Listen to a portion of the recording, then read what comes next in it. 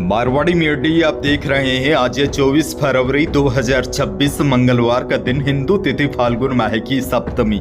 अच्छा देखिए, आज से होलाष्टक की शुरुआत हो रही है। होली से 8 दिन पहले शुरू होने वाले होलाष्टक की वजह से आज 24 फरवरी से 10 मार्च तक कोई भी शुभ कार्य नहीं होंगे। कुल 15 दिनों तक शुभ कार्यों पर रोक रहेगी। चलिए नजर डाल लेते हैं आज की बड़ी खबरों पर। शुरुआत कर देते हैं देश की बड़ी खबर के साथ।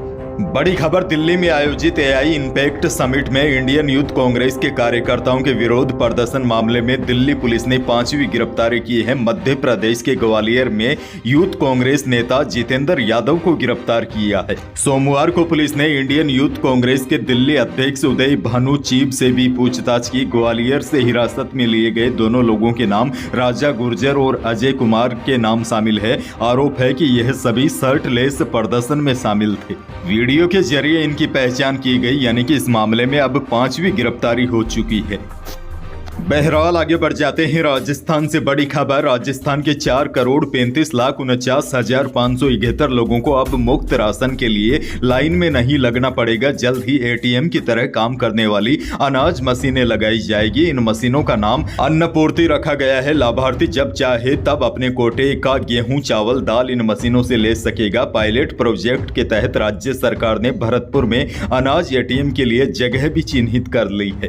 खाद्य एवं नागरिक सुरक्षा मंत्री सुमित गोदारा के अनुसार प्रोजेक्ट के सफल होने के बाद यही व्यवस्था पूरे प्रदेश में लागू कर दी जाएगी। इस योजना की खास बात यह है कि लाभार्थी किसी भी शहर में अपने कार्ड से इन मशीनों से राशन ले सकेंगे। फिलहाल ग्रैंड एटीएम प्रदेश के 3 जगहों पर लगेंगे। एक पूर्वी राजस्थान यानी कि भरतपुर, दूसरा पश्चिमी राजस्थान यानी कि बीकानेर और तीसरा ग्रैंड एटीएम मध्य राजस्थान यानी कि जयपुर में लगाने की परमिशन है। पहले यह जाना जाएगा कि यह एटीएम कितने कारगर साबित होता है। जब यह प्रोजेक्ट सफल हो जाता है तो आने वाले कुछ महीनों के बाद प्रदेश के अधिकांश जिलों में ग्रैंड एटीएम मशीनें लगाई जाएगी, ताकि लोगों को राशन के लिए लंबी लाइनों में न लगना पड़े। आपको बता दूं, यह एटीएम वैसे ही काम करेंगे जैसे आप पैसे निकालने के लिए एटीएम जाते हैं, उसी हिसाब से इन ग्रैंड एटीएम मशीन से गेहूं निकलेगा।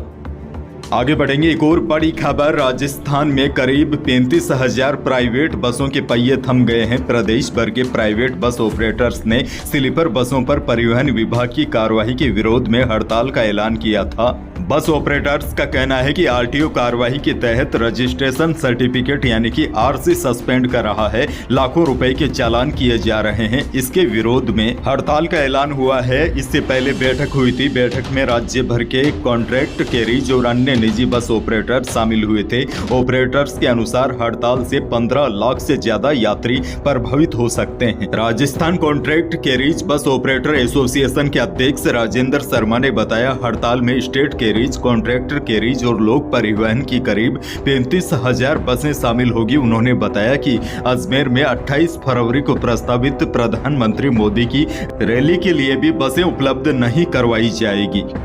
आगे बढ़ेंगे, एक और बड़ी और काम की खबर। दक्षिणी भारत में रहने वाले जालोर सिरोही क्षेत्र के हजारों प्रवासियों के लिए बड़ी खुशखबरी है। रेल मंत्रालय ने खुशियों का पिटारा खोल दिया है। रेल मंत्री अश्विनी वैष्णव ने चेन्नई जालोर भगत की कोठी सुपरफास्ट एक्सप्रेस को अब सप्ताह में 5 दिन की बजाय प्रतिदिन चलाने की बड़ी घोषणा की है। इस फैसले से यात्रियों को बड़ी राहत मिलेगी। खासकर दक्षिणी भारत में रहने वाले जालोर सिरोही क्षेत्र के हजारों प्रवासियों को रोजाना के लिए सुविधा मिल गई है। आगे बढ़ेंगे, एक और बड़ी और काम की खबर। उद्योग एवं वाणिज्य विभाग की मुख्यमंत्री युवा स्वरोजगार योजना के प्रति लोगों में भारी उत्साह देखा जा रहा है। अब तक करीब 21,500 लोगों ने आवेदन किया है। 1 महीने में ही लक्ष्य से दोगुने से अधिक आवेदन प्राप्त हुए हैं। इस योजना के तहत 22 जनवरी 2026 से आवेदन आमंत्रित किए गए थे। इसके साथ ही वित्तीय वर्ष में कुल 10,000 लोगों को लाभान्वित करने का लक्ष्य रखा गया है। राज्य बजट 2026 और 27 में 30,000 युवाओं को लाभान्वित करने की घोषणा की गई थी। अब देखिए, आसान भाषा में आपको समझाऊं तो इस योजना के तहत युवाओं को लोन दिया जाता है, वह भी बिना ब्याज। जैसे 8वीं से 12वीं कक्षा उत्तीर्ण आवेदकों को सेवा एवं व्यापार क्षेत्र के लिए 3.5 लाख रुपए और मैन्युफैक्चरिंग सेक्टर के लिए 7.5 लाख रुपए तक का ब्याज मुक्त ऋण उपलब्ध करवाया जाएगा। इसके साथ ही अधिकतम 35,000 रुपए की मार्जिन मनी भी दी जाएगी। इसके अलावा स्नातक, ITI और अधिक शैक्षणिक योग्यता वाले आवेदकों को सेवा एवं व्यापार क्षेत्र के लिए 5 लाख रुपए और मैन्युफैक्चरिंग सेक्टर के लिए 10 लाख रुपए तक का ब्याज मुक्त ऋण दिया जाएगा।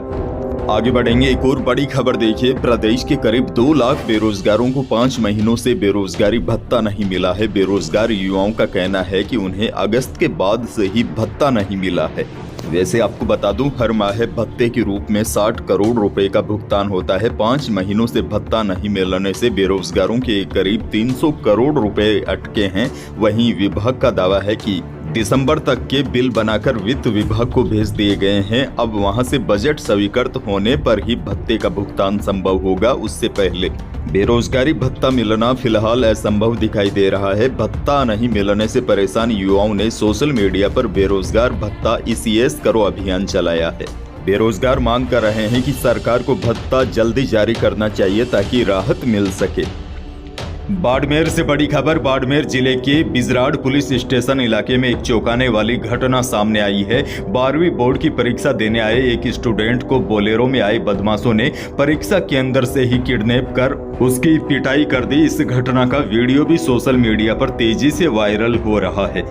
अब इस मामले को लेकर अतिरिक्त पुलिस अधीक्षक नीतीश आर्य ने कहा है कि बदमाशों की संख्या 4 थी और सभी जेसार गांव के ही है, जिनकी पहचान भी कर ली गई है। जल्द ही आरोपियों को गिरफ्तार कर उनके खिलाफ सख्त कानूनी कार्रवाई की जाएगी। वहीं आरोपियों को पकड़ने के लिए बाड़मेर के पुलिस अधीक्षक नरेंद्र सिंह मीणा ने अलग अलग टीमें भी बनाई है।